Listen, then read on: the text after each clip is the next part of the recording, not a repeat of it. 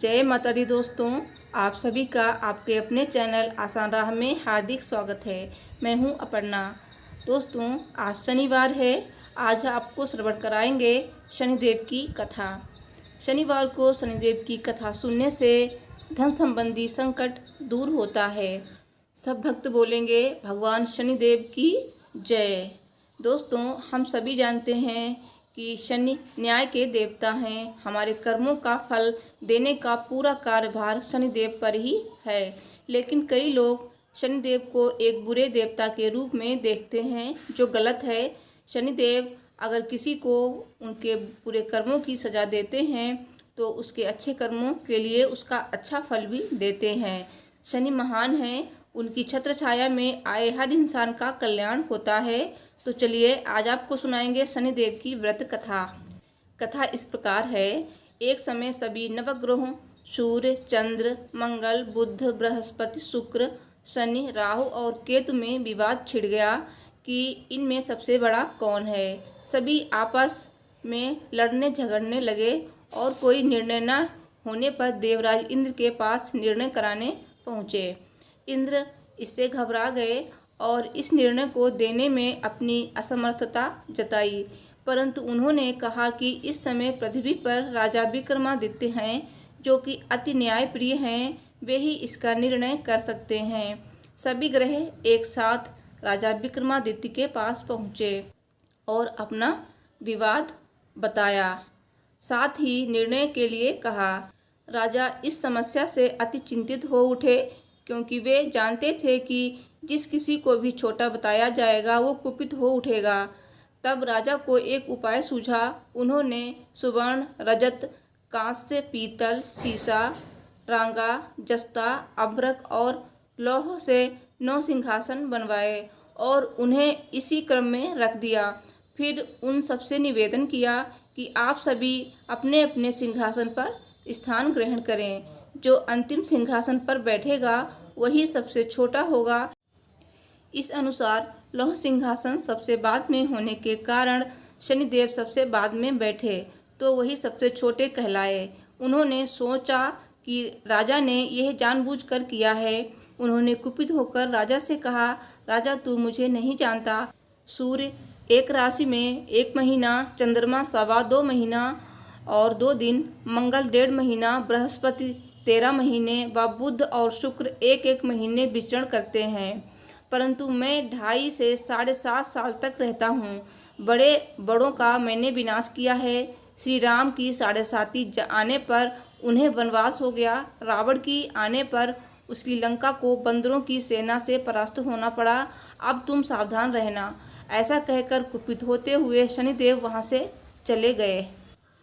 अन्य देवता भी खुशी खुशी चले गए। कुछ समय बाद राजा की 7.5 आई। जब शनिदेव घोड़ों के सौदागर बनकर वहां आए, उनके साथ कई बढ़िया घोड़े थे। राजा ने यह समाचार सुन अपने अश्वपाल को अच्छे घोड़े खरीदने की आज्ञा दी। उनसे कई अच्छे घोड़े खरीदे व एक सर्वोत्तम घोड़े को राजा को सवारी हेतु दिया। राजा ज्यों ही उस पर बैठा, वो घोड़ा सरपट वन की ओर भागा। भीषण वन में पहुंचकर वो अंतर्ध्यान हो गया और राजा भूखा प्यासा भटकता रहा। तब एक ग्वाले ने उसे पानी पिलाया। राजा ने प्रसन्न होकर उसे अपनी अंगूठी दी। वो अंगूठी देकर राजा नगर को चल दिया और वहाँ अपना नाम उज्जैन निवासी बीका बताया। वहाँ एक सेठ की दुकान, उसने जल इत्यादि पिया और कुछ विश्राम भी किया। भाग्यवश उस दिन सेठ की बड़ी बिक्री हुई। सेठ उसे खाना इत्यादि कराने खुश होकर अपने साथ घर ले गया। वहाँ उसने एक खूंटी पर देखा कि एक हार टंगा है, जिसे खूंटी निगल रही है। थोड़ी ही देर में पूरा हार गायब हो गया।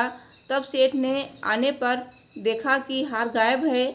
उसने समझा कि बीका ने ही उसको चुराया है। उसने बीका को कोतवाल के पास पकड़वा दिया। फिर राजा ने भी उसे चोर समझकर हाथ पैर कटवा दिए। वह चौरंगिया बन गया और नगर के बाहर फेंकवा दिया गया। वहाँ से एक तेली निकल रहा था, जिसे दया आई और उसने बीका को अपनी गाड़ी में बिठा लिया। वो अपनी जीभ से बैलों को हाँकने लगा उस काल राजा की शनि दशा समाप्त हो गई। वर्षा काल आने पर वो मल्हार गाने लगा। तब वो जिस नगर में था वहाँ की राजकुमारी मनभाविनी को इतना भाया कि उसने मन ही मन प्रण कर लिया कि वो उस राग गाने वाले से ही विवाह करेगी। उसने दासी को ढूंढने भेजा। दासी ने बताया कि वो एक चौरंगिया है, परंतु राजकुमारी ना मानी। अगले ही दिन से उठते ही वो अनशन पर बैठ गई कि विवाह करेगी तो उसी से। उसे बहुतेरा समझाने पर भी जब वो ना मानी तो राजा ने उस तेली को बुलावा भेजा और विवाह की तैयारी करने को कहा। फिर उसका विवाह राजकुमारी से हो गया। तब एक दिन सोते हुए स्वप्न में शनिदेव ने राजा से कहा, राजन, देखा तुमने मुझे छोटा बताकर कितना दुख झेला। तब राजा ने उनसे क्षमा मांगी और प्रार्थना की कि हे शनिदेव, जैसा दुख मुझे दिया है किसी और को ना देना। शनिदेव मान गए और कहा कि जो मेरी कथा और व्रत करेगा उसे मेरी दशा में कोई दुख न होगा। जो नित्य मेरा ध्यान करेगा और चींटियों को आटा डालेगा उसके सारे मनोरथ पूर्ण होंगे। साथ ही राजा को हाथ पैर भी वापस दिए। प्रातः आँख खुलने पर राजकुमारी ने देखा कि वो आश्चर्यचकित रह गई। बीका ने उसे बताया कि वो उज्जैन का राजा विक्रमादित्य है। सभी अत्यंत प्रसन्न हुए। सेठ ने जब सुना तो वो पैरों पर गिरकर क्षमा मांगने लगा। राजा ने कहा कि वो तो शनिदेव का कोप था, इसमें किसी का कोई दोष नहीं है। सेठ ने फिर भी निवेदन किया कि मुझे शांति तभी मिलेगी जब आप मेरे घर चलकर भोजन करेंगे।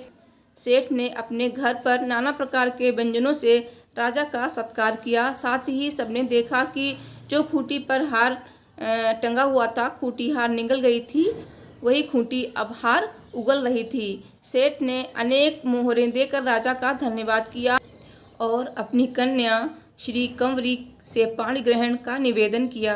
राजा ने सहस्त्र स्वीकार कर लिया। कुछ समय पश्चात राजा अपनी दोनों रानियों मनभाविनी और श्री कंवरी को सभी दहेज सहित लेकर उज्जैन नगरी को चले गए। वहां पूर्ववासियों ने सीमा पर ही उनका स्वागत किया। सारे नगर में दीपमाला हुई। वह सबने खुशी मनाई। राजा ने घोषणा की कि मैंने शनिदेव को सबसे छोटा बताया था, जबकि असल में वही सर्वोपरि हैं। तब से सारे राज्य में शनिदेव की पूजा और कथा नियमित होने लगी। सारी प्रजा ने बहुत समय खुशी और आनंद के साथ बिताया।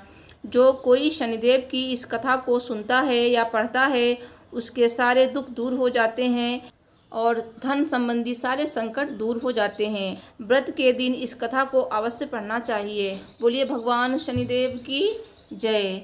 दोस्तों, मुझे उम्मीद है मेरी ये वीडियो आपको पसंद आई होगी, तो प्लीज़ लाइक कीजिए, शेयर कीजिए और कमेंट में जय श्री शनिदेव जी जरूर लिखिए। शनिदेव जी आप सभी पर अपनी कृपा बनाए रखेंगे। तो मेरे चैनल को सब्सक्राइब कीजिए। मिलती हूँ नेक्स्ट वीडियो में। Thanks for watching. हर हर महादेव। जय श्री शनिदेव जी।